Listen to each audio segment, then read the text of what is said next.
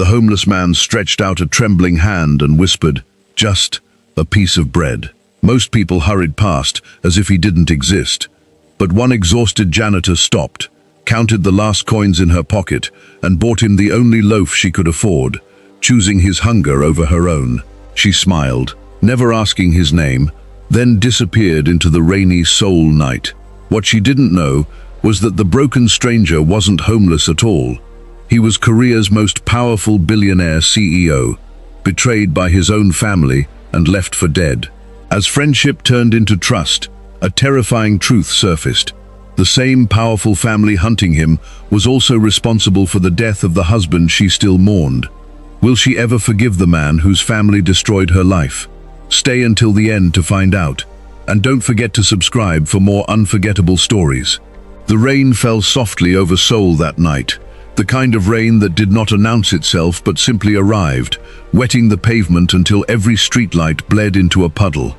Efia Boateng pulled her jacket tighter and pushed the cleaning cart down the long hallway of the 52nd floor. The building was quiet at this hour. Most of the people who worked here had gone home to families, to warm dinners, to lives that did not start after midnight and end before sunrise. She had been cleaning offices for 6 years. She knew this building better than most of the executives who worked in it, though none of them would ever look at her long enough to notice her face. To them she was a uniform, a mop, a shadow that moved through the halls and left everything spotless without being seen. She had not always been invisible.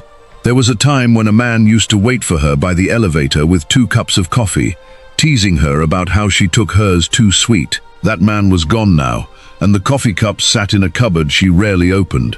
Efia finished the 52nd floor and took the service elevator down. Her shift ended at midnight, and her stomach had been growling since 9. She counted the coins in her pocket without needing to look. Enough for bread, maybe. Outside, the rain had turned the streets into rivers of light. Efia walked fast, her shoulders hunched, thinking of her small apartment and the quiet that waited for her there. She passed the shuttered market stalls, the closed noodle shop, the alley where a stray cat always begged for scraps. Tonight, something else was in that alley. A man sat against the wall, soaked through, his head hanging low. His clothes were expensive once, she could tell, though they were torn now and stained with mud. His hands trembled. Most people walking by did not slow down. A homeless man in the rain was nothing new in this city, just another shape to step around. Efia stopped. She did not know why she stopped. Maybe it was the way his shoulders shook, not from cold alone, but from something deeper, something that looked like fear. She crouched down in front of him, careful to keep her voice gentle. "Sir," she said, "can you hear me?" He lifted his head slowly. His eyes were unfocused, glassy, but there was something sharp underneath the fog, like a man fighting to stay awake inside his own body. He did not answer her. He only stared, as if trying to remember what language he was supposed to speak. Efia reached into her bag and pulled out the last of her money. She jogged to the small shop across the street, the one that stayed open past midnight for taxi drivers and night workers like her, and bought a loaf of bread and a bottle of water. When she came back, the man had not moved. "Here," she said, kneeling again, breaking the bread and placing it gently in his hands. "Eat slowly, you will feel better."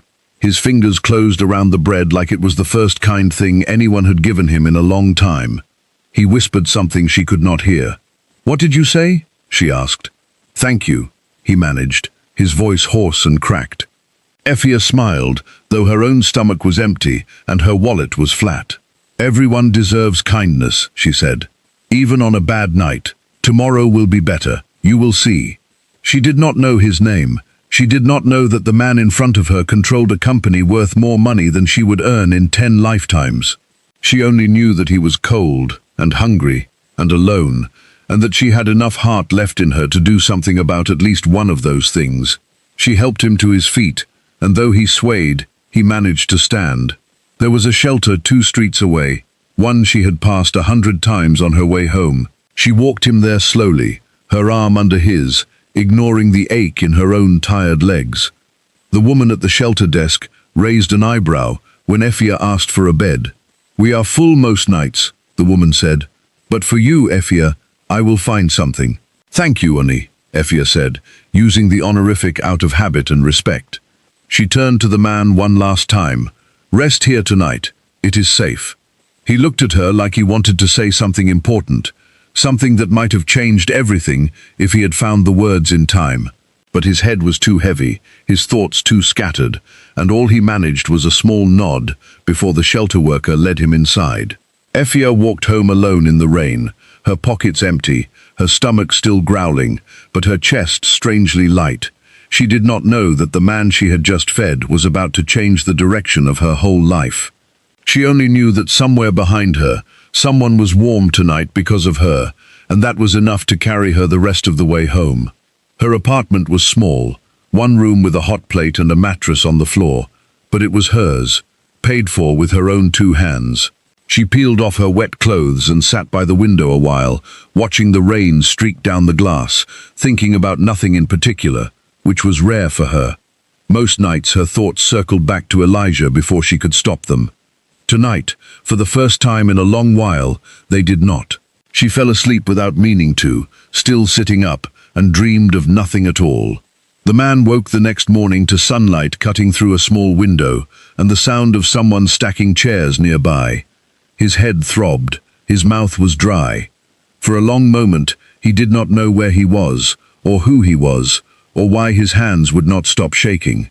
Then it came back to him in pieces, a boardroom, raised voices, his own cousin standing too close, smiling in a way that did not reach his eyes, a cup of tea he should not have trusted. After that, nothing but darkness and rain and the ache of concrete against his back. His name was Kang Do-hyun. He was 35 years old. He was the chief executive officer of Kang Group, one of the largest companies in the country, and as he sat up on the thin shelter cot, he realized with a cold, sinking feeling that someone had tried very hard to make sure he never remembered any of that again. A newspaper sat folded on a nearby table, left behind by another guest. Do-hyun's own photograph stared back at him from the front page, next to a headline that made his stomach turn. It said he was on medical leave, that he had stepped back from the company due to personal health concerns. He had given no such statement. He had signed no such paper. His uncle's name was mentioned 3 paragraphs down, listed as the acting head of the company during his absence. Do-hyun closed the newspaper slowly. If word got out that he was alive and confused and without proof of what had happened to him, whoever did this would find a way to finish the job before he could stop them. He needed time, he needed evidence, and more than anything, he needed to disappear a little longer, until he understood exactly who he could trust. A shelter worker brought him a bowl of rice porridge and sat with him a moment, kind in the practiced way of people who had seen hundreds of broken men pass through these doors. "You came in confused last night," she said. "Do you remember anything? Family, a phone number, anywhere we can call for you?" Do-hyun opened his mouth to say his own name, the one that appeared on every business card and every headline in the country, and then closed it again.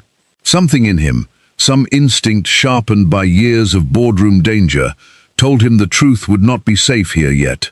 "No," he said quietly, "nothing comes to mind." The worker nodded, unsurprised, and left him to his porridge. He thought of the woman from the night before, the one with the tired eyes and the warm bread, the one who had not asked his name or his story before deciding he was worth helping. In a city full of people who looked straight through him, she was the only one who had looked at him at all. He decided, sitting there in the borrowed quiet of the shelter, that he would find her again. 3 days passed before he did. Do-hyun spent them learning how to survive without money, without a phone, without the comfort of people who answered when he spoke. It was humbling in a way nothing in his life had prepared him for. He learned which soup kitchens opened early and which street corners were safe to sleep near. He learned that hunger made time move slower and that dignity was easier to lose than he had ever imagined.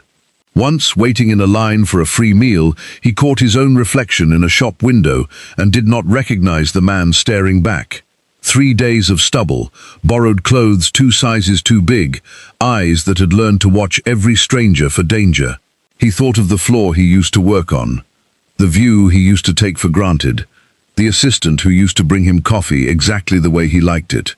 All of it felt like a story about someone else now. He found Effia by the same market she had walked through that first night, buying vegetables from a cart with careful, counted coins. She noticed him before he could decide how to approach her, and her whole face changed. Surprise, then relief, then something like happiness. "You are alive," she said, and then seemed embarrassed by how much feeling was in her voice. "I mean, you look better. Do you remember me?" "I remember," Do-hyun said. "I never got to thank you properly." "You already thanked me. Bread does not require a receipt." She studied him for a moment, taking in his cleaner but still borrowed clothes. "Do you have somewhere to stay?" He hesitated, choosing his next words carefully. "Not really. I lost some things. I am trying to find work." Effia chewed her lip, thinking. She was not a wealthy woman, and she knew better than most what it cost to trust a stranger. But there was something about the way he held himself, some quiet dignity underneath the mess, that made her want to help anyway. "There is a cleaning company that hires day workers," she said. "They are not picky about paperwork if you are willing to work hard. I can introduce you." Do-hyun almost laughed at the strangeness of it, the idea that he might soon be mopping the floors of his own company's lobby without anyone recognizing him. But he only nodded and said, "I would appreciate that." He gave her a false name, the first one that came to mind. "Call me Hyun," he said, and she accepted it without question, the way people who have learned not to pry always do. The cleaning company put him to work the following week, and fate, or something like it, assigned him to the very building where his office sat locked and empty on the top floor. He kept his head down as he pushed carts through the lobby, past his own portrait, which someone had covered with a printed sign reading "temporarily on leave." He felt something twist in his chest each time he passed it, half grief, half fury. His hands, once soft from years of paperwork and boardroom pens, blistered within the first week of mopping floors and hauling trash bins to the loading dock. He said nothing about the pain. He wrapped his palms in cloth at night and told himself it was nothing compared to what waited for him if his uncle ever learned he was still breathing. Effia worked the same building on different floors, and their paths crossed often enough that a quiet friendship began to form between them, built on shared silences and small kindnesses. She brought him extra rice from her lunch some days. He learned to fix the wheel on her cart, which had been squeaking for months, using tools borrowed from the maintenance closet, and instructions he found himself surprised he still remembered from a childhood spent, briefly and long ago, fixing bicycles with his late father. One night, as they mopped adjoining floors, Effia hummed a tune under her breath, something slow and old, and Do-hyun found himself listening more closely than he meant to. "What song is that?" he asked. "Something my mother used to sing," she said. "I do not remember all the words. I was very young when she passed. You lost her too." "I lost most people early," Effia said, without self-pity, simply stating a fact she had made peace with long ago. "My parents came here from Ghana before I was born. When they died, there was no family left in this country to take me in properly. I grew up moving between foster homes and youth shelters. Korean was the only language I ever really knew, but people still look at me like I wandered in from somewhere else." Do-hyun listened, something in his chest aching in a way that had nothing to do with his blistered hands. "That must have been lonely." "It was," she said simply. "Still is, some days." She glanced at him then, as if surprised she had said so much, and busied herself with the mop again. Do-hyun did not push further, but he carried her words with him the rest of the night, turning them over like something precious. One evening, as they sat on the loading dock steps during a break, Effia finally opened up about the part of her past she rarely spoke of at all. "I had a husband," she said, watching the traffic pass beyond the gate. "His name was Elijah. He was American, but he loved Korea more than most people born here. He taught English at a language school not far from here.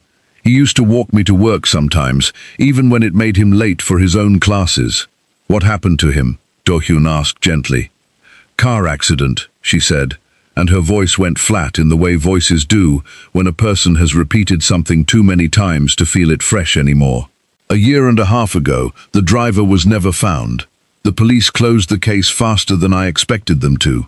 I always thought there was something they were not telling me, but I had no money to push for answers, and grief makes you tired in ways that make you stop asking questions. Do-hyun sat very still. Something about the timeline scratched at the edge of his memory, though he could not yet say why. "I am sorry," he said, and meant it more than she could know. "It is all right," Ifia said, though it clearly was not. "Some days are heavier than others. Today is a lighter one." She smiled at him then, small but real, and Do-hyun felt something shift quietly inside his chest, a feeling he had not allowed himself in years, not since long before the company had swallowed every hour of his life. Meanwhile, far above the loading dock, in an office with a locked door and drawn curtains, a different conversation was taking place. Do-hyun's uncle, Kang Suk-jin, sat across from his son, both of them speaking in low, careful voices. "The board believes he is recovering privately," Suk-jin said. "As long as no one sees him, the story holds. Once the quarterly vote passes, his shares transfer to the family trust, and it will not matter whether he wakes up or not." "And if he wakes up sooner than expected?" his son asked. Suk-jin's expression did not change. "Then we make sure he does not wake up at all. We have done it before. We can do it again." His son shifted uncomfortably. The teacher was one thing. He was a nobody who saw something he should not have. Do-hyun is family. People will ask questions. "People ask questions about everything," Suk-jin said, pouring himself a drink without looking up. "The trick is making sure no one important is listening for the answers." Down on the loading dock, Effia laughed softly at something Do-hyun said, unaware that 2 floors above them, men in expensive suits were deciding, quite calmly, whether the man beside her should be allowed to live, and unaware that the word teacher, spoken so carelessly in that locked office, belonged to the husband she still grieved every single day. Do-hyun did not know the exact details of the plan forming above him, but he had learned enough in his years running the company to recognize the shape of danger when it hovered nearby. He kept glancing toward the elevator banks whenever a black car pulled into the lobby drive, his pulse climbing before he forced himself to relax. He needed proof, something solid enough to bring to the board before his uncle finished tightening his grip. He thought of Ji-woo, his executive assistant, the only person in the company who had never once looked at him with anything but loyalty. If anyone would help him quietly, it was her. Finding a way to reach her without exposing himself took another 2 days. He waited outside a small cafe she visited every morning before work, keeping his face low beneath a borrowed cap. When she finally appeared, cup of coffee in hand, he stepped into her path. Ji-woo's eyes went wide, her coffee nearly slipping from her fingers. "Sir," she whispered, glancing around in a panic. "Everyone thinks you are. They said you were." "I know what they said," Do-hyun cut in quietly. "I need your help, and I need you to tell no one. Not even people you trust completely." She nodded slowly, her professional composure returning even through the shock. "What do you need?" "Financial records," he said. "Shipping division, especially anything moved through shell companies in the last 2 years, and any accident reports involving Kang Group vehicles or contractors around a year and a half ago." Ji-woo frowned. "That is a strange combination of requests." "I have a feeling," Do-hyun said, "that they are more connected than anyone realizes." Ji-woo promised to search quietly and meet him again once she had something solid. As she walked away, blending back into the morning crowd, Do-hyun felt the first real flicker of hope since waking up in that shelter. Hope tangled tightly with dread, because some part of him already suspected the truth would not be easy to carry once he found it. Days folded into each other after that. Do-hyun worked his shifts, careful and quiet, learning the rhythms of a life he had never lived before, one measured in tired feet and small mercies rather than boardroom victories. Effia remained his one steady comfort, the person whose presence made the exhausting days feel shorter. A near disaster came on the 9th day. A senior manager from the finance department stepped off the elevator while Do-hyun was emptying a trash bin nearby, and something about the tilt of Do-hyun's head made the man pause mid-stride. He stared a moment too long, brow furrowed, as if trying to place a face out of context. Do-hyun kept his eyes down and pushed his cart faster than usual, his heart hammering against his ribs. He did not breathe easy until the elevator doors closed behind the manager, swallowing him back into the world Do-hyun no longer belonged to. That night, he told Effia what had happened, leaving out the reason it frightened him so badly. "You think someone recognized you?" she asked, concern creasing her forehead. "I think someone almost did," he said. "I need to be more careful." "Careful of what exactly?" Effia pressed gently. "Hyun, you have never told me why you ended up in that alley. I am not asking to pry, I am asking because I care what happens to you." Do-hyun looked at her for a long moment, the envelope from Ji-woo still hidden beneath his shirt, pressed against his chest like a second heartbeat, and the truth sat heavy on his tongue, so close to spilling out. "There are people," he said finally, choosing each word with care, "who would prefer I stayed missing. I am trying to find proof of what they did before they realize I am not as lost as they hoped." Effia's eyes widened slightly, but she did not pull away. "That sounds dangerous." "It is," he admitted. "Then you should not be walking around alone at night," she said, with a fierce practicality that surprised him. "Come to my apartment when your shift ends. It is small, but it is safer than the street." He wanted to refuse, to tell her that danger followed him and she deserved distance from it, not proximity. But looking at her, steady and unafraid, despite everything he had just admitted, he found he did not have the strength to push her away. "Thank you," he said instead, and meant it with his whole chest. They began eating dinner together some nights after that, simple food from street stalls, shared on a bench near the river where the city lights reflected long and golden on the water. It was during one of these dinners that Effia asked him, almost teasingly, where he had learned to speak with such careful, precise Korean for someone claiming to have lost everything. Do-hyun's fork paused halfway to his mouth. "I read a lot," he said, which was not exactly a lie. Effia studied him a moment longer than necessary, her eyes narrowing slightly, not with suspicion exactly, but with the quiet curiosity of someone who noticed more than she said out loud. "You are a strange man, Hyun," she said finally, "but a good one, I think." "I am trying to be," he answered, and this time it was entirely true. Their laughter drifted over the water that evening, easy and unforced, two people who had both lost too much, finding something unexpected in each other's company. Neither of them noticed the black sedan parked across the street, its engine idling, its driver watching them both with a patience that had nothing to do with traffic. Inside that car, a man spoke quietly into a phone. "I found him," he said. "He is not alone. There is a woman with him. Should I proceed tonight?" The voice on the other end was calm, almost bored, the voice of a man used to giving orders that ended lives. "Not yet," it said. "Watch them both. If she matters to him, she may be useful. Wait for my signal." The car pulled away slowly, disappearing into traffic, leaving the bench by the river, untouched for one more night. Do-hyun walked Effia home, the city humming quietly around them, both of them unaware of how close danger had just come, and how much closer it was about to get. The following afternoon, Ji-woo finally reached Do-hyun again, slipping a folded envelope into his hand as they passed each other near the loading dock, saying nothing, her face pale and tight with worry. He waited until his shift ended, and he was alone in the small room he rented above a noodle shop, before he opened it. Inside were photocopies of shipping manifests, wire transfers routed through 3 different shell companies, and finally, an accident report dated 1 year and 6 months earlier. Do-hyun's hands went cold as he read the vehicle registration listed at the bottom of the page. It matched a delivery truck owned by a logistics subsidiary under his uncle's direct control.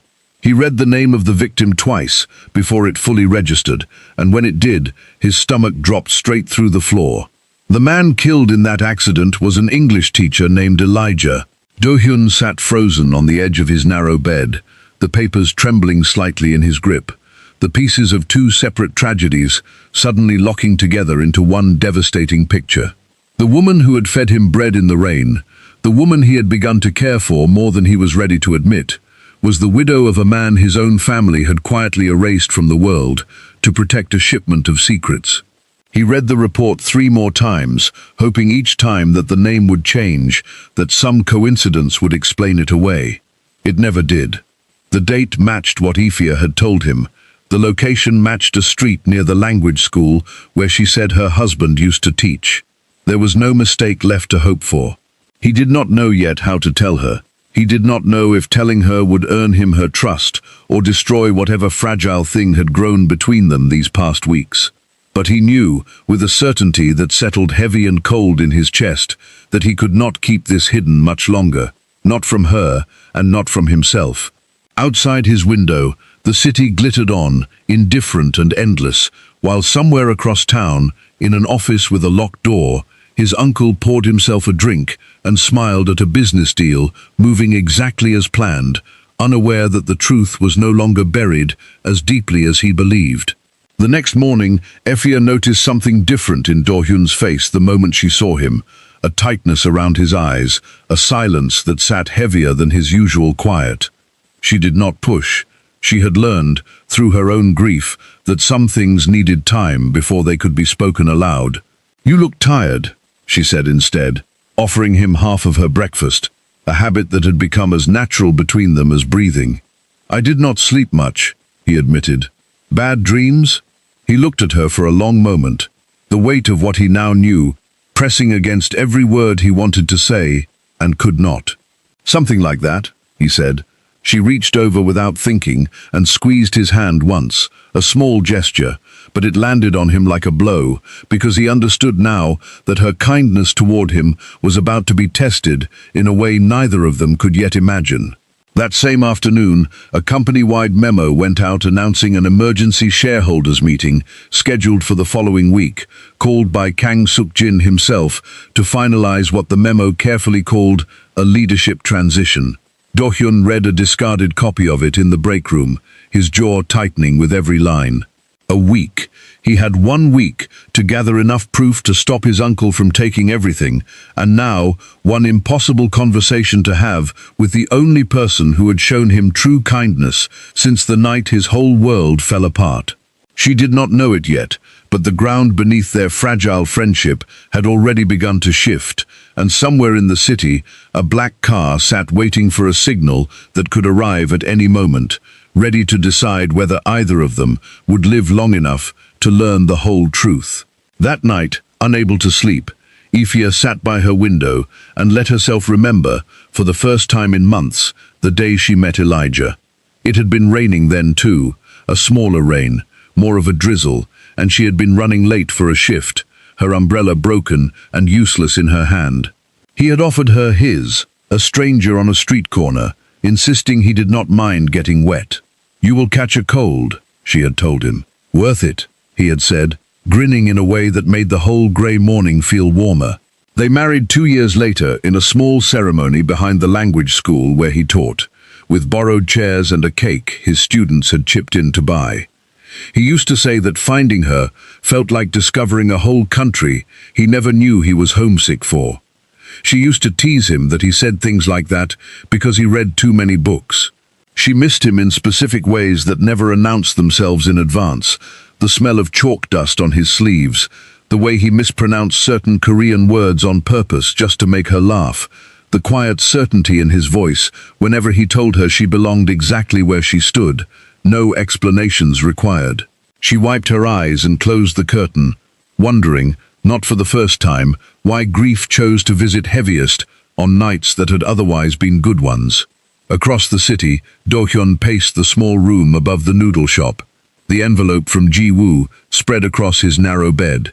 He thought about knocking on Ifya's door right then, laying every paper in front of her, letting the truth fall where it may. He got as far as pulling on his jacket before he stopped himself. If he told her now, before he had enough evidence to bring his uncle down completely, she might do something reckless in her grief and anger. She might confront the wrong person, ask the wrong question in the wrong hallway, and become a target the way her husband had become one. He could not protect the company and protect her at the same time if she walked into danger before he was ready.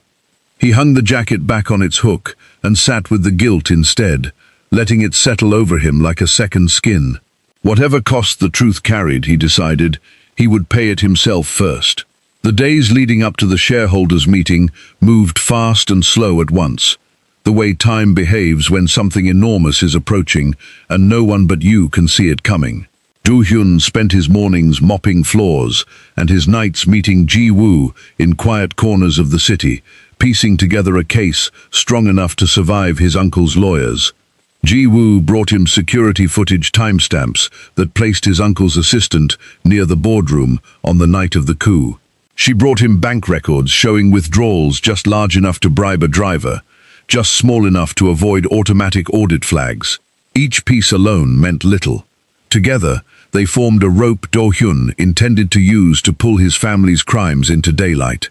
"You should see a doctor," Ji-woo told him one evening, studying the fading bruise still visible along his hairline.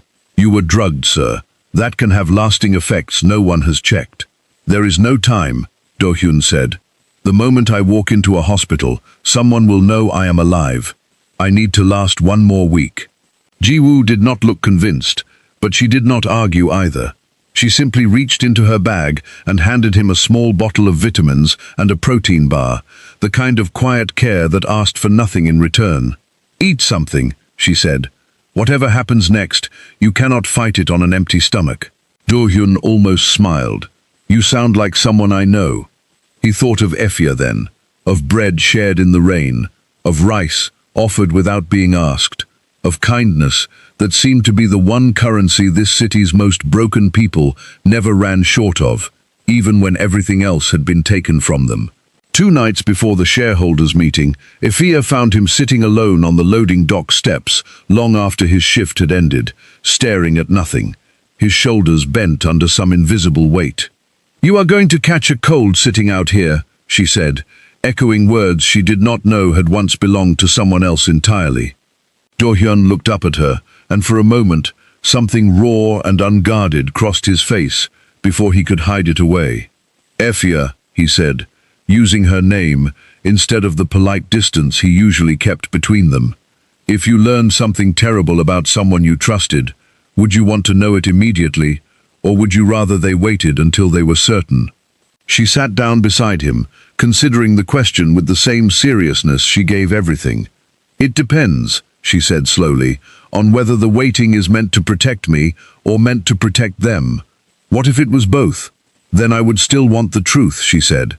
"I have spent enough of my life not knowing things people decided I could not handle. It never protected me. It only left me unprepared when the truth finally arrived anyway." Do-hyun absorbed this in silence, the words settling into him like stones dropped into still water, each one sending out ripples he could not yet predict the shape of. He wanted, more than almost anything, to tell her everything right there on the cold concrete steps. But the shareholders' meeting was 2 days away, and one wrong move now could unravel everything he had built toward justice, for the company and for her. "Thank you," he said instead, "for always being honest with me." "That is easy," Efia said, bumping her shoulder lightly against his. "You are easy to be honest with." If only she knew, Do-hyun thought, how untrue that had become. The morning of the shareholders' meeting arrived grey and overcast, the sky pressing low over the city like it too was holding its breath. Do-hyun dressed in a spare suit Ji-woo had smuggled to him the night before, folding away the borrowed cleaning uniform for what he hoped would be the last time. He looked at himself in the small, cracked mirror above the sink, hardly recognizing the man staring back, part exhausted laborer, part returning executive, entirely someone new forged somewhere in between the two.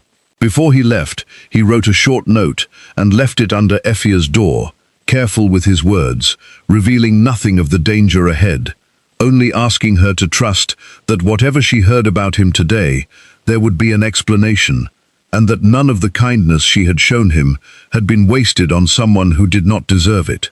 Then he walked out into the grey morning, toward the building where his own portrait still hung, covered by a paper sign, ready to either reclaim everything that had been stolen from him or lose it all completely in front of the very people who had tried to erase him in the first place. Efia found the note an hour later, tucked half under her door where she almost missed it on her way out. She read it twice, standing barefoot in her doorway, a slow unease spreading through her chest that she could not name. Whatever she heard about him today, what did that mean? What was there to hear? She thought of the black sedan she had noticed twice now parked near the river, always a little too still, always a little too patient. She thought of the tightness that had lived behind Do-hyun's eyes for days, the questions he had asked her on the loading dock steps, the way he sometimes stopped mid-sentence, as though catching himself before saying too much. Something was wrong, and it had been wrong for longer than she wanted to admit. She dressed quickly and left for work early, though her shift did not start until evening, drawn toward the building by an instinct she did not fully trust, but could not ignore either. The lobby that morning felt different, charged, filled with more suits than usual, more raised voices near the elevator banks, more security guards standing straighter than the ordinary day required. A cluster of employees stood near the front desk, murmuring about an emergency meeting on the top floor, something about the missing CEO, something about the family finally deciding his fate. Effia caught only fragments as she passed, but one word snagged in her mind and refused to let go. Missing CEO. She thought of the portrait in the lobby, the one covered by a paper sign she had walked past 100 times without truly looking at it. She thought of Do-hyun's careful, precise Korean, his hands too soft at first for a man who claimed to have nothing, the way he sometimes carried himself like a person used to being obeyed rather than overlooked. Her feet carried her toward the elevator before her mind had finished putting the pieces together, some part of her already understanding what the rest of her was still refusing to accept. Upstairs, in the boardroom, Kang Suk-jin stood at the head of a long table, addressing rows of seated shareholders with the calm, practiced ease of a man who believed he had already won. He spoke of stability, of continuity, of protecting the company from the uncertainty caused by his nephew's prolonged absence. He was midway through a sentence about the importance of decisive leadership when the doors at the back of the room opened, and every head turned at once. Do-hyun stood in the doorway, thinner than the photographs on file, dressed in a suit that did not quite fit right, but standing with a spine straight enough to silence the entire room.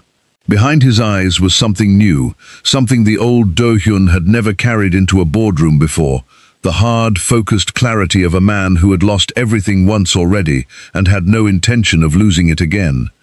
Kang Suk-jin's drink glass, still half raised toward a toast that would now never be finished, trembled almost imperceptibly in his hand. "Uncle," Do-hyun said, his voice carrying easily across the stunned silence of the room, "you should have made sure I was truly gone before you started celebrating." Silence filled the boardroom, the way water fills a cracked bowl. Slow at first, then all at once. Every shareholder turned in their seat, every assistant standing along the wall stopped breathing. Kang Suk-jin lowered his glass with careful, deliberate slowness, as though moving fast might shatter whatever thin control he still had over the room. "Do-hyun," he said, and his voice came out smooth, almost warm, the voice of a man who had spent decades learning how to sound calm while his mind raced. "We were so worried about you. Where have you been?" "You know exactly where I have been," Do-hyun said, stepping further into the room. "You put me there." A murmur rippled through the seated shareholders. Suk-jin raised a hand, palm out, the gesture of a patient uncle humoring a confused nephew. "You suffered a breakdown," he said gently. "The doctors warned us this could happen. Memory problems, paranoid thinking. No one blames you. Please, sit down. Let us call someone to look after you." "There were no doctors," Do-hyun said. "There was no breakdown. There was a cup of tea in this very building, and then there was an alley." He set a folder down on the long table, sliding it toward the nearest board member with a steady hand that betrayed none of the fear still coiled tight in his chest. "Inside, you will find wire transfers, shipping manifests, and a vehicle registration connected to an accident that killed an innocent man 18 months ago. All of it traces back to accounts my uncle controls." Suk-jin's jaw tightened almost imperceptibly. "Fabricated," he said. "Grief and injury can make a mind desperate for someone to blame." "Then explain the security footage," Do-hyun said, "showing your assistant entering this room the night I disappeared, carrying a tray meant only for me." The room had gone very quiet now, the kind of quiet that belonged to people recalculating loyalties in real time. A few board members exchanged glances. One reached for the folder and began reading, his face darkening with every page. Near the back doors, unnoticed by everyone consumed by the confrontation at the front of the room, Effia stepped inside. She had run the last 2 flights of stairs, her chest burning, her mind refusing to accept what her feet already understood. And there he stood, the man she had fed bread to in the rain, the man she had brought rice to on tired afternoons, standing at the center of a room that clearly belonged to him in a way she had never imagined. Hyun was not Hyun at all. Her hand found the doorframe to steady herself. She did not step further in. She only watched, her heart splitting into pieces she did not yet have names for, betrayal and confusion, and something achingly close to grief, all tangled together in her chest.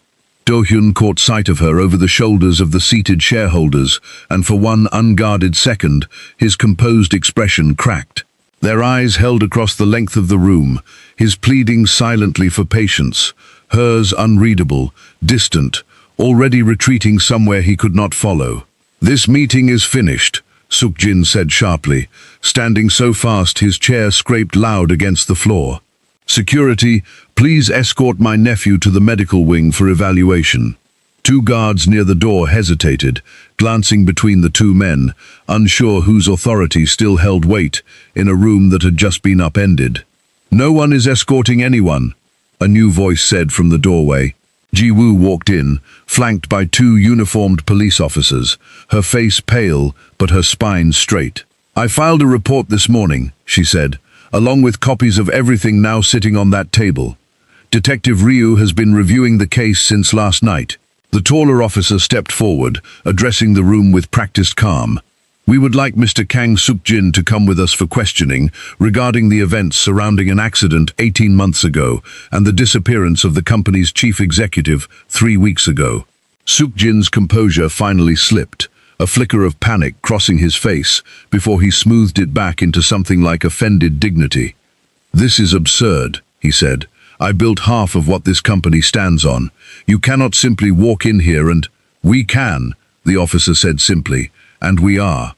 Chaos broke loose in polite, murmuring waves as shareholders began speaking over one another, some reaching for phones, others simply staring, stunned, at the man who had controlled their fortunes only minutes earlier, now being read his rights near the head of the very table he had hoped to claim permanently. Suk-jin's son, seated near the back, went white and silent, clearly calculating how quickly he could distance himself from his father's collapsing plan.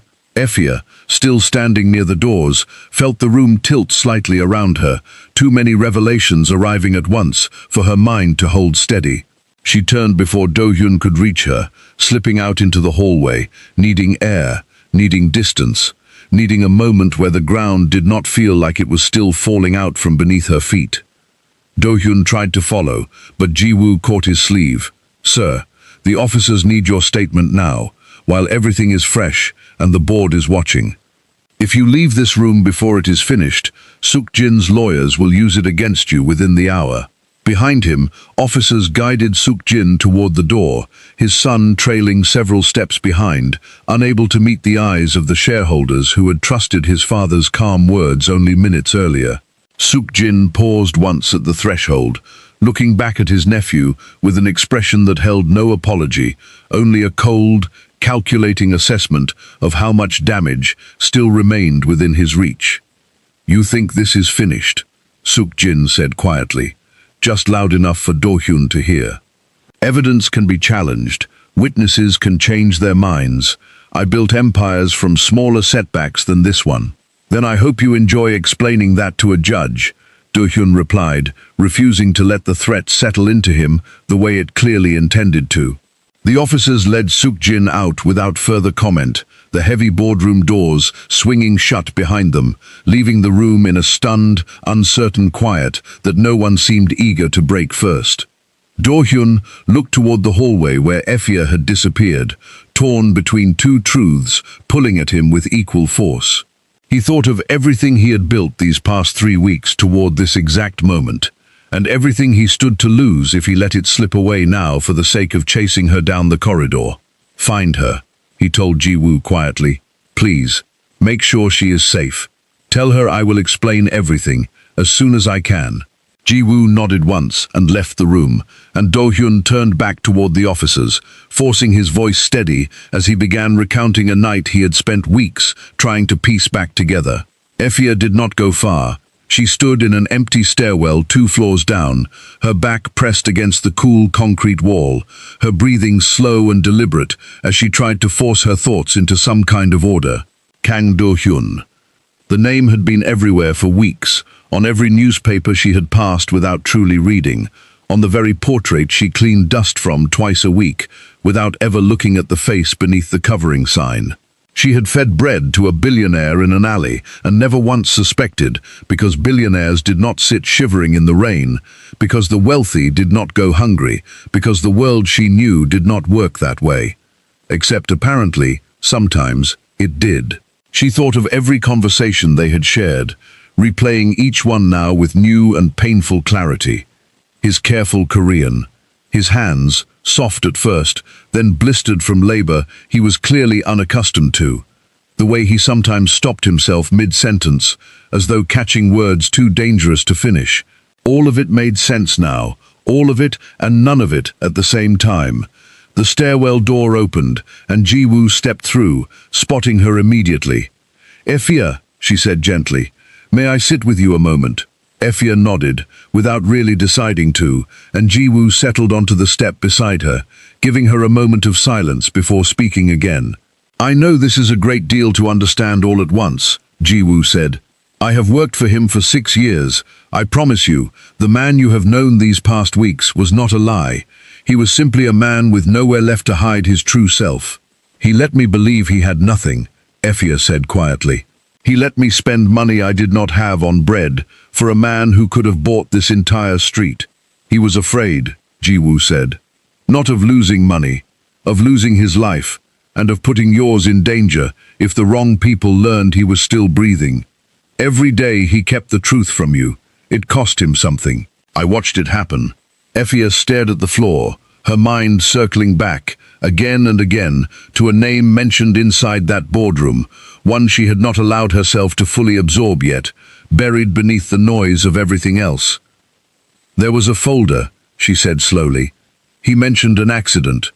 18 months ago, a man who died." Ji-woo's expression shifted, careful and pained. "Effia, I think it would be better if Do-hyun explained that part to you himself." But the careful way Ji-woo avoided her eyes told Effia everything she needed to know before another word was spoken. Her stomach turned cold, the pieces arranging themselves into a shape too terrible to fully accept, standing in a stairwell with a stranger. "It was him," she whispered. "Whatever happened to my husband, it connects to his family." Ji-woo said nothing, which was answer enough. Effia stood slowly, her legs unsteady beneath her, and walked out of the stairwell without another word, leaving Ji-woo sitting alone on the step, unsure whether she had just helped or made everything infinitely worse. 3 hours later, after officers had taken his full statement and the shocked board had voted unanimously to reinstate him while an investigation proceeded, Do-hyun finally found a moment to breathe. He asked Ji-woo where Effia had gone, and the look on her face told him everything before she opened her mouth. "She knows," Ji-woo said quietly. "Not everything, but enough. I think you need to go to her now, sir, before she decides on her own what the rest of the story must be." Do-hyun left the building still wearing the ill-fitting suit, ignoring the reporters already gathering outside, drawn by rumors of scandal inside Kang Group's top floor. He took a taxi to Effia's apartment, his heart pounding harder with every passing block, rehearsing words that felt inadequate no matter how he arranged them. He knocked. No answer came. He knocked again, calling her name softly through the door, and eventually it opened, just enough for her to look at him through the narrow gap, her eyes red-rimmed but dry, her voice flat and controlled, in a way that frightened him more than tears would have. "Tell me the truth," she said. "All of it." "Right now," Do-hyun nodded, and she stepped back, allowing him inside, though her arms remained crossed tightly over her chest, a wall she had not fully decided whether to keep raised.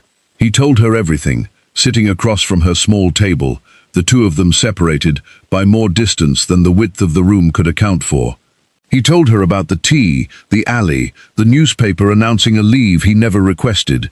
He told her about Ji-woo, about the evidence gathered in secret, about the shipping records that had led him, 3 days earlier, to a name he never expected to find. Elijah, he said finally, his voice breaking slightly on the word. The accident that killed him was not an accident. My uncle's shipping division was moving something illegal through that route. Your husband saw evidence of it while tutoring the child of an employee. He asked questions in the wrong place, to the wrong person, and 3 days later he was dead. Effia's hands trembled in her lap, though her face remained very still, the stillness of someone holding themselves together through sheer force of will. You knew this, she said, days ago, and you kept feeding me rice, walking me home, sitting beside me on that bench, knowing exactly what your family did. I did not know how to tell you, Do-hyun said. I was afraid of exactly this moment, that the truth would make you see me only as the nephew of the man who took your husband from you. That is exactly what you are, Effia said, her voice finally cracking. Whether you meant it or not. I did not choose my family, Do-hyun said quietly. But I have spent the last 3 weeks trying to make sure they pay for what they did. I brought that folder into a room full of the most powerful people in this country today, knowing it would end my own family's freedom, because you deserved the truth more than they deserved my silence. Effia stood and walked to the window, wrapping her arms around herself, staring out at a city that suddenly felt entirely unfamiliar. I do not know what to do with this, she said. I do not know how to sit across from you and feel anything but the space where my husband used to be. I am not asking you to forgive my family tonight, Do-hyun said. I am not even asking you to forgive me. I am only asking you to let me finish what I started, to make sure the people responsible answer for it, in a courtroom, in front of everyone, the way they never let your husband's case be answered. Effia did not turn from the window. Go, she said softly. Please, I need to be alone with this. Do-hyun rose slowly, every part of him wanting to close the distance between them, to say something that might soften the blow, but he understood, watching her rigid shoulders and the careful way she held her own grief at bay, that no words would help her tonight. He let himself out quietly, the door clicking shut behind him, like the closing of something he was not certain could ever be reopened. Outside, the black sedan that had watched them for weeks was gone, but a different danger had already begun moving through the city. Suk-jin, released on bail within hours through a lawyer's swift maneuvering, sat in a private car with his son, his composure gone entirely, replaced by something colder and more desperate. The evidence is thin without the woman's testimony connecting the dates, Suk-jin said, staring out the window. If she disappears before the trial, or simply refuses to speak, the accident case falls apart. Without that charge, I still have leverage to negotiate the rest. His son stared at him, horrified. You are talking about the janitor, the one from the alley. I am talking, Suk-jin said, about the only loose thread standing between me and prison. He made a call, quiet and precise, to a man who had once idled outside a riverside bench in a black sedan, and gave him a single instruction, delivered as calmly as ordering dinner, to make sure Effia Boateng never made it to a witness stand. Do-hyun learned of the threat 2 days later, when Ji-woo intercepted a financial transfer, flagged automatically by the compliance system Suk-jin had once controlled, but no longer fully oversaw. The payment traced to an account linked to the same man who had watched them from the shadows for weeks. Do-hyun's blood ran cold reading the report. He called Effia immediately, but she did not answer, still keeping her distance since the night he told her the truth. He tried 3 more times before grabbing his coat and running down to the street, hailing a taxi with a desperation that startled even the driver. Effia, unaware of the danger closing in around her, had gone that evening to the small shelter where she had once brought a shivering stranger for the very first time, delivering blankets she no longer needed and food she could finally spare a little more of since her extra shifts had resumed. She walked home afterward along her usual route, the same alley, the same quiet streets, her mind still tangled in grief and anger she had not yet learned how to hold. A man stepped out from a side street half a block behind her, moving with the unhurried confidence of someone who had done this before. Effia noticed the footsteps a beat too late, quickening her pace instinctively before a hand closed firmly around her arm, pulling her toward the mouth of an alley.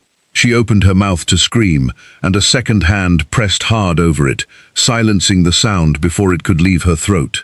Headlights swung suddenly into the alley entrance, tires screeching against wet pavement, and Do-hyun burst from the still-moving taxi before it had fully stopped, shouting her name with a rawness that startled even himself. The man holding Effia hesitated, calculating his odds, and in that single second of hesitation, Effia drove her elbow hard into his ribs, twisting free enough to stumble toward Do-hyun as he closed the distance between them.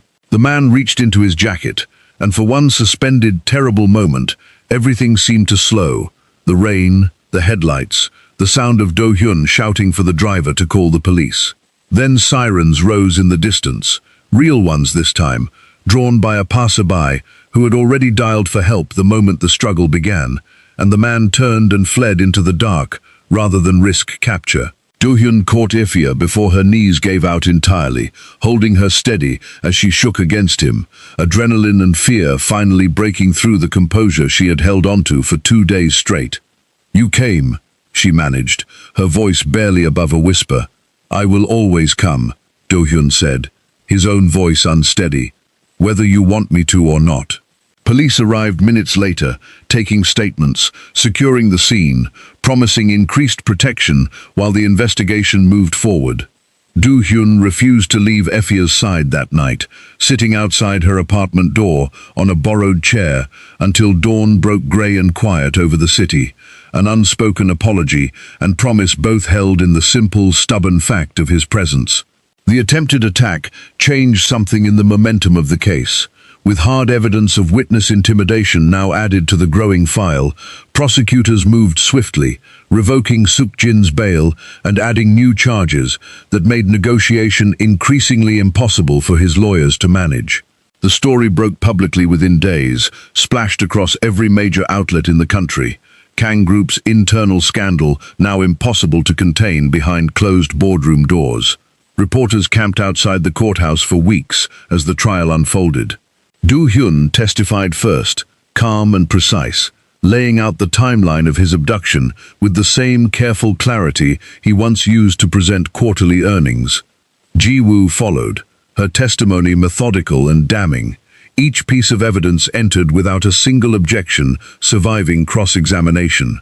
Effia was called to testify in the case's third week, her hands trembling slightly as she took the stand, though her voice remained steady as she spoke about the husband she had loved, the questions he had asked, about a shipment he should never have seen, and the sudden, unexplained closing of his case that had haunted her for a year and a half without answers.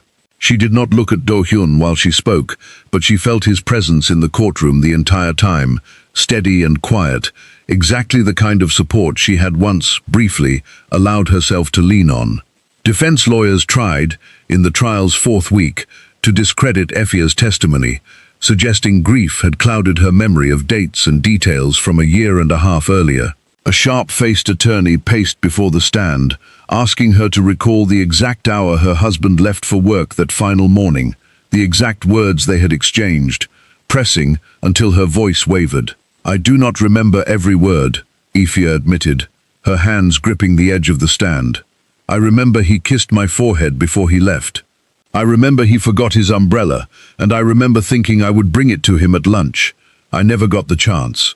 The courtroom fell silent at that, the attorney's next question dying somewhere in his throat, and even the judge, a stern woman who had shown little visible emotion throughout the proceedings, allowed her expression to soften for a brief moment, before calling for a short recess.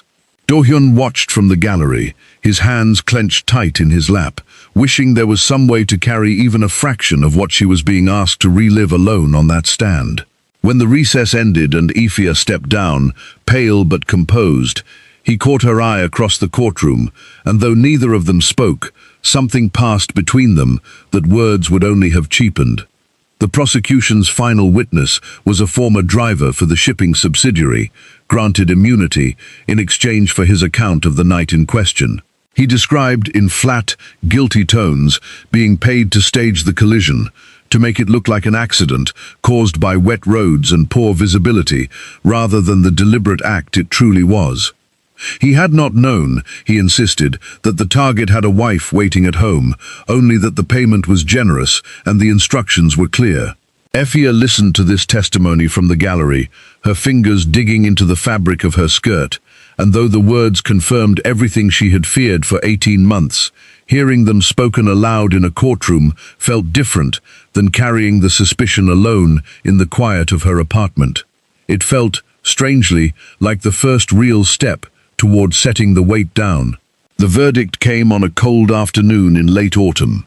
Kang Suk-jin was found guilty on charges of conspiracy, witness intimidation, and involvement in the wrongful death that had taken Effia's husband from her, sentenced to a term long enough that the courtroom, packed with reporters and shareholders alike, broke into hushed, disbelieving murmurs the moment the judge finished reading.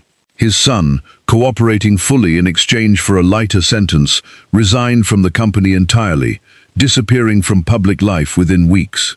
Effia sat in the gallery as the verdict was read, and for the first time in 18 months, something inside her chest loosened, not healed, not whole, but no longer strangled by the silence that had surrounded her husband's death for so long. She allowed herself to cry, quietly, in a courtroom full of strangers, grief and relief, tangled together in a way she had never expected justice to feel. Do-hyun found her afterward, on the courthouse steps, the autumn wind pulling at both their coats, reporters kept at a respectful distance by security he had specifically requested. "It is finished," he said quietly, "as finished as it can be." "It does not bring him back," Effia said. "No," Do-hyun agreed. "Nothing ever will. But at least now the truth cannot be buried again. At least now people will know his name was never just a footnote in someone else's crime." Effia looked at him for a long moment, studying the tired lines around his eyes, the same careful gentleness she had first noticed in an alley months earlier, still present beneath everything that had happened since. "I am not ready to forgive your family," she said. "I do not know if I ever fully will." "I am not asking you to," Do-hyun said. "I only hope, someday, you might find a way to separate them from me." She did not answer that day, walking away instead, into the autumn crowd, leaving Do-hyun standing alone on the courthouse steps, with a victory that felt strangely hollow without her beside him. Winter arrived slowly that year, the city settling into its familiar rhythm of cold mornings and warm noodle shops, life continuing forward the way it always insisted on doing, regardless of what had been lost along the way. Do-hyun returned fully to his role at Kang Group, rebuilding trust with a board still shaken by scandal, working long hours that reminded him, uncomfortably, of the life he had lived before everything changed. He did not reach out to Effia during those months, respecting the space she had asked for, though he thought of her more often than he let himself admit, especially on nights when rain fell soft over the city, tapping against his office windows exactly the way it had tapped against that alley months earlier. Quietly, without press releases or public announcements, he established a scholarship fund through the company's charitable foundation, named simply for an English teacher who had loved this country enough to make it his home, offering full tuition each year to students from immigrant families who might otherwise never afford the education they deserved. He kept his own name off every document connected to it. Ji-woo discovered the fund by accident, reviewing foundation paperwork one afternoon, and said nothing to Do-hyun about it, though she made certain, through channels of her own, that word eventually reached the person who mattered most. Effia received a letter in early winter, official and formal, informing her that a scholarship had been established in her husband's honor, inviting her, as his widow, to serve on the selection committee should she wish to help choose its first recipients. The letter did not mention Do-hyun by name, but she recognized his handwriting in the margin notes left on the enclosed program details, careful and precise. The same handwriting she had once watched him use to jot down grocery lists on their shared dinners by the river. She sat with the letter for 3 days before deciding what to do with it. On the second of those 3 days, she took the subway across the city to the small cemetery where Elijah was buried. A modest plot beneath a bare maple tree that had lost all its leaves weeks earlier. She had not visited as often as she once promised herself she would, the ache of it sometimes too heavy to carry more than once a month. She brushed fallen snow from the top of his marker and sat on the frozen ground beside it, the letter folded in her coat pocket, pressing against her ribs like a second heartbeat. They caught the people who did it, she told him quietly, the way she always spoke to him here, as though he might still be listening from somewhere just out of sight. It took too long, and it will never bring you home, but they said your name in that courtroom like it mattered. Like you mattered. She told him about the scholarship, about the letter, about the strange, complicated tangle of feelings she carried toward the man who had helped uncover the truth, while also sharing blood with the family who had buried it. She did not expect an answer. She had never expected one, but something about speaking the words aloud, into the cold winter air, made the decision inside her settle more firmly into place. "I think I am allowed to build something new," she said finally, rising and brushing snow from her knees. "I do not think that means I loved you any less." She left the cemetery lighter than she had arrived, the wind cutting sharp against her face, carrying her back toward the subway, and eventually, toward an answer she was finally ready to give. Do-hyun, that same week, made a quiet trip of his own, one he had been meaning to make since the trial ended, but had kept putting off, uncertain of how it would feel to return. He walked into the small shelter, 2 streets from the alley, where everything had begun, the same one that had taken him in on his very first night, as a nameless, frightened man. The woman at the desk did not recognize him at first, dressed now in a fine coat, his face familiar from newspapers rather than from memory. When he introduced himself, reminding her gently of the night a young cleaning woman had brought in a soaked, confused stranger, her eyes widened with slow, dawning recognition. "You were that man," she said. "I wondered, when your face started appearing in the papers, whether it could possibly be the same person." "It was," Do-hyun said. "I came to thank you, properly, for taking me in that night without asking questions I could not yet answer." He arranged, before he left, for a substantial donation to the shelter's operating fund, enough to renovate the aging building and expand its beds for the coming winter, though he asked that his name be left off any plaque or announcement. Some kindnesses, he had learned, meant more when they were not attached to anyone's legacy at all. On a cold evening in December, snow beginning to dust the sidewalks in thin, uncertain layers, Ifia walked into the Kang Group headquarters through the front entrance for the first time in her life, past the very portrait she had once dusted twice a week, now uncovered and hanging proudly beneath a small brass plaque bearing his correct title. The security guard at the desk, recognizing her from months of news coverage, waved her through without question, directing her to the top floor with a respectful nod she was still not entirely used to receiving. Do-hyun's office occupied the corner of the 52nd floor, the same floor she had once mopped in silence during midnight shifts, though the space looked entirely different from this side of the cleaning cart. Warm light spilling across dark wood furniture, the city sprawled wide and glittering beyond the windows. He looked up from his desk when she knocked, and something in his expression shifted immediately, surprise giving way to a careful, hopeful warmth he did not try to hide. "Effia," he said, rising from his chair, "I did not expect to see you here." "I got your letter," she said, stepping inside. "The one with your handwriting in the margins, even though you tried very hard not to sign it." A small, embarrassed smile crossed his face. "I did not want you to feel obligated to respond." "I am not responding out of obligation," she said. "I am here because Elijah would have wanted his name attached to something that helps people like him, people who came here searching for a place to belong, and because I think, somewhere along the way, I stopped being angry at the right person and started being angry at all of you at once." Do-hyun came around the desk slowly, stopping a respectful distance away, giving her room to close the gap herself if she chose to. "I am still sorry," he said, "for every part of it. The lie, however small it started as, and the truth, however much it cost you to hear. I know, Ifia said. I believe you. They stood quietly for a moment, the city humming faintly beyond the glass, neither of them rushing to fill the silence the way strangers often do, comfortable instead, in the way only two people who have already survived the worst of a story together can be. I accepted the position on the selection committee, Ifia said finally. I start next month. I am glad, Do-hyun said. Truly. I also, she added, glancing toward the window, may have applied for the community outreach position your foundation posted last week. The one about helping immigrant families navigate housing and legal support. Do-hyun's eyebrows lifted slightly. I did not realize you had seen that posting.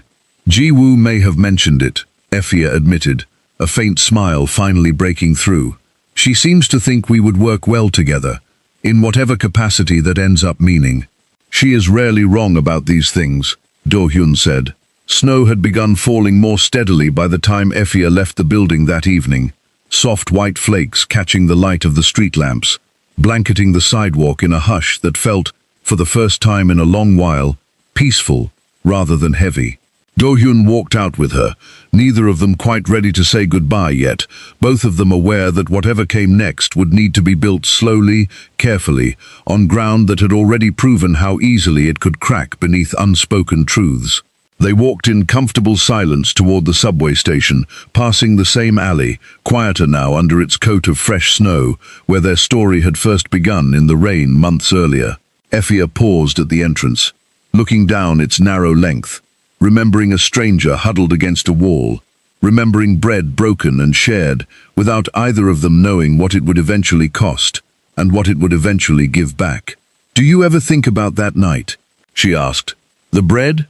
Every day, Do-hyun said. It was the first kindness anyone had shown me in longer than I care to admit. I have spent every day since trying to understand how to deserve it. You do not have to deserve kindness to receive it, Ifia said. That was never the point. He looked at her then, something quiet and certain settling in his chest, a feeling he no longer felt the need to hide or explain away. Let me walk you the rest of the way home, he said. It is cold, and you should not be out in it without someone beside you. Ifia considered him a long moment, snow gathering softly on both their shoulders, and finally nodded, falling into step beside him as they continued down the quiet street together.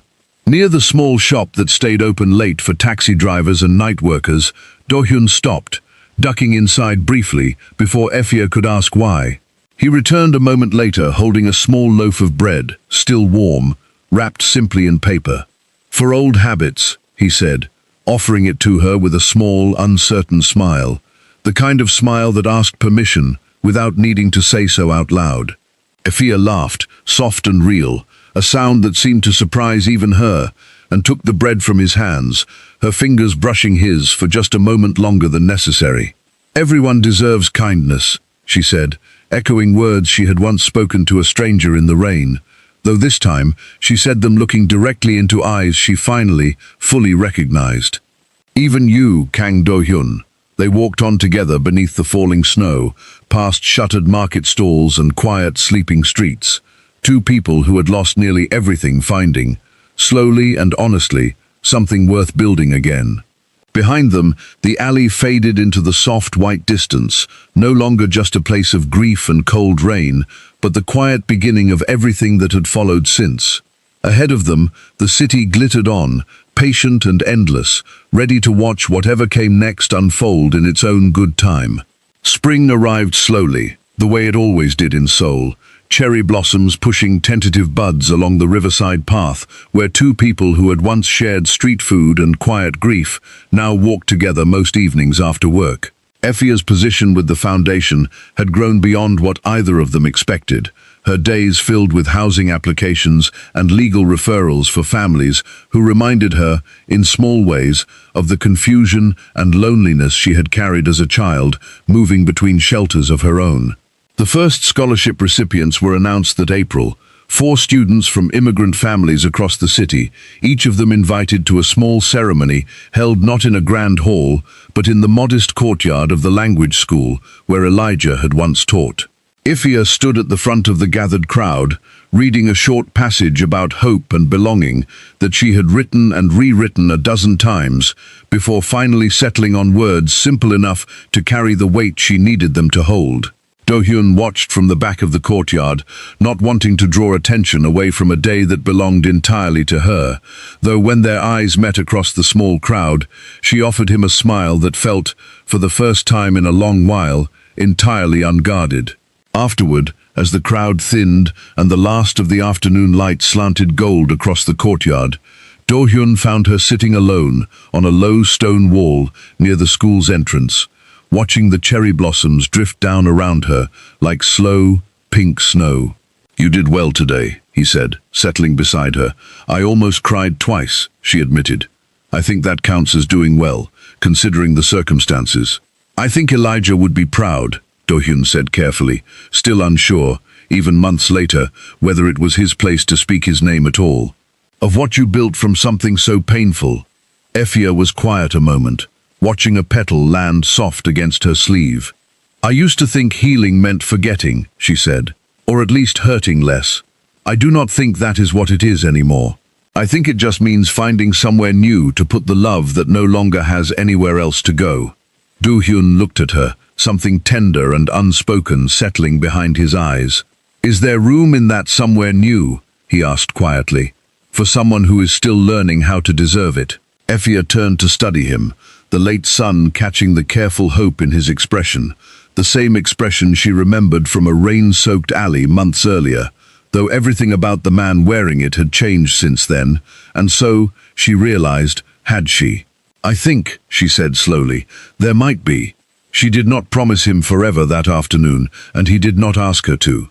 They were both, in their own ways, still learning how to trust a future neither of them had expected to survive long enough to see. But as they sat together on the low stone wall, cherry blossoms settling quietly around them, something steady and patient had already begun to grow between them, unhurried and honest, built from bread shared in the rain, and truth spoken even when it cost everything to say. Kang Suk-jin remained in prison that spring, his appeals denied one by one, his name quietly removed from every building and boardroom he had once dominated. His son, having testified against him, started a modest life abroad, far from the family name that had once promised him everything and ultimately delivered only ruin. Ji-woo was promoted that same season, taking on a leadership role within the reorganized company, her quiet loyalty finally rewarded with the kind of trust she had earned many times over during the darkest weeks of Do-hyun's disappearance. She liked to joke, on the rare evenings the three of them shared dinner together, that she had personally arranged half of their relationship without either of them noticing. On the one-year anniversary of the night in the alley, Effia found a small package waiting outside her apartment door, wrapped simply in brown paper. Inside was a single loaf of bread, still warm, and a short note written in familiar, careful handwriting. "For old habits," it read, "and for new ones, if you will let me build them with you." She stood in her doorway a long moment, bread cradled in her hands, the city humming quietly around her the way it always did, indifferent to the small, enormous things happening inside the lives of the people who called it home. Then she smiled, tucked the note into her pocket, and went to find him, ready, finally, to see what came next. The alley where they first met still stood between the same two buildings, unremarkable to anyone passing through, just another narrow stretch of pavement in a city full of them. But to the two people who now walked past it hand in hand most evenings, it remained something else entirely, a quiet reminder that the smallest act of kindness, offered without expectation on a rain-soaked night, had been enough to change the whole shape of both their lives. Somewhere behind them, the city carried on exactly as it always had, indifferent and endless, holding countless other quiet beginnings within its crowded streets, waiting patiently for someone brave enough to notice them. Effia sometimes thought about that first night, the cold rain, the trembling stranger, the last of her money spent without a second thought. She never once regretted it. Some kindnesses, she had learned, found their way back to you in forms you could never have predicted, carrying with them both sorrow and eventually something close to joy, and that alone made every hungry, uncertain step of the long journey worth it.